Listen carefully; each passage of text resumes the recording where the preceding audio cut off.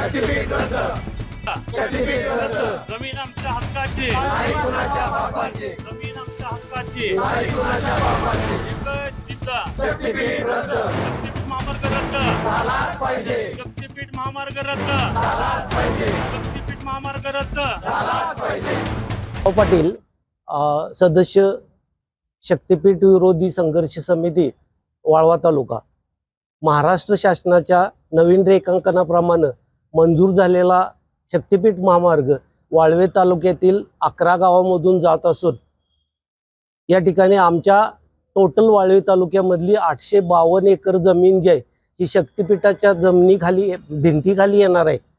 याचबरोबर जर बघितलं तर शक्तीपीठ महामार्ग जाणारा वाळवा तालुक्याचा जो भाग आहे त्याच्या दोन्ही बाजूला, एका बाजूला कृष्णा नदी आहे आणि दुसऱ्या बाजूला वारणा नदी आहे आणि दोन्ही नद्यांच्या जवळचा जो प्रदेश आहे म्हणजे आमच्याकडे असणारे मसूची वाडे असेल, आयतोडे खुर्द असेल किंवा कुरळोप असेल, ही गावं या ठिकाणी पूर बाधित आहेत.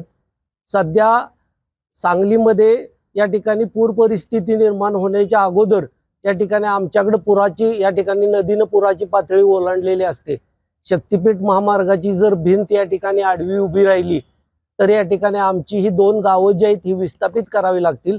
बऱ्याच गावामध्ये आमचा जो पूर्ण भाग आहे हा पूर्ण भाग या ठिकाणी बागायती असून आमच्या शेतकऱ्यांनी या ठिकाणी भूविकास बँक किंवा इतर बँकांची कर्ज घेऊन या ठिकाणी स्वतःच्या उपसा सिंचन योजना तयार केलेल्या आहेत आणि ह्या योजना ज्या आहेत ह्या योजना या ठिकाणी या शक्तीपीठ महामार्गामुळे या ठिकाणी बंद पडण्याचा धोका आहे.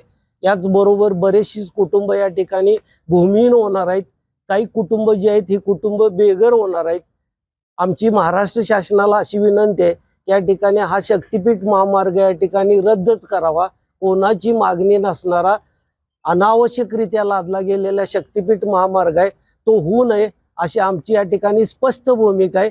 आम्ही कोणत्याही परिस्थितीत हा मार्ग होऊन देणार नाही. तुम्ही आज इकडे कशासाठी आलाय? आम्ही आज या ठिकाणी 11 गावातले लोक जे आहेत हे शासनानं 5 मे 2026 ला या ठिकाणी आमच्या शेतीमध्ये या ठिकाणी अधिसूचना जाहीर केली आणि 11 मे 2026 ला माननीय प्रांत यांनी रजिस्टर ऑफिसला या ठिकाणी तब्दिली आणि हस्तांतर बंदी आली. जे बाधित गट आहेत त्यांच्यावर तब्दिली आणि हस्तांतर बंदी आली.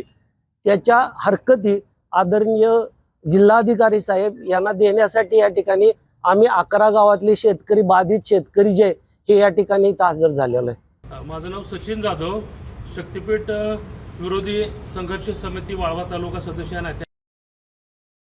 जिल्हाधिकारी महोदय यांना जी 5 मे 2026 रोजीची महाराष्ट्र शासनानं अधिसूचना काढलेली आहे आणि त्या अधिसूचनाच्या अनुषंगानं माननीय उपविभागीय अधिकारी यांनी ज्या तब्दिलीस किंवा व्यवहारास हरकत घेणारा एक बंदी आदेश काढलेला आहे त्या अनुषंगानं आज आम्ही आमच्या व्यथा आणि निवेदन सादर करण्यासाठी 11 गावातील सर्व शेतकरी या ठिकाणी आम्ही एकत्रित आलेलो आहे. आता गरज नसलेला हा शक्तीपीठ महामार्ग शासन शेतकऱ्यावरती जाणून बुजून लादतंय. या ठिकाणी जवळजवळ वाळवा तालुक्यातील हजारो एकर शेती ही अधिकृत केलेली आहे आणि हजारो एकर शेती जी बाधित शक्तीपीठ मार्गाने होणारच आहे. त्याचबरोबर दुसरी 1000 एकर जमीन अशी ती त्या भिंत तयार झाल्यासारखी शक्तीपीठ महामार्गाची त्यानं इतर शेतकऱ्यांची शेती मात्र होणार आहे, खराब होणार आहे आणि पूर्णपणे ती जमीन क्षारपड आणि नापीक अशी होणार आहे. आमच्या कामेरी गावाचं सांगायचं तर 80 एकराचा मागासवर्गीय अनुसूचित जातीतील समाजातील लोकांचा मागासवर्गीय 80 एकराचा तळ आहे तो 68 एकर त्या ठिकाणी अधिग्रहित झालेला आहे. त्याच्यामुळे तो पूर्णपणे मागासवर्गीय समाज भूमिहीन होणार आहे आणि म्हणून गरज नसलेला जो शक्तीपीठ महामार्ग जो महाराष्ट्र शासनाने शेतकऱ्यावर लादलेला आहे तो कदापि आम्ही तो महामार्ग स्वीकारणार नाही. प्रसंगी रक्त सांडू प्राण द्यावा लागला तर चालेल, परंतु आमच्या शेतामध्ये, आमच्या गावामध्ये आम्ही शक्तीपीठ महामार्गाच्या संबंधित एकाही अधिकाऱ्याला फिरकून देणार नाही हे या ठिकाणी आम्ही बजावून सांगतो. आमची भूमी, आमचा तालुका हा क्रांतिकारकांच्या विचारांचा वारसाच आहे आणि महाराष्ट्र शासनाने आमचा अंत बघू नये.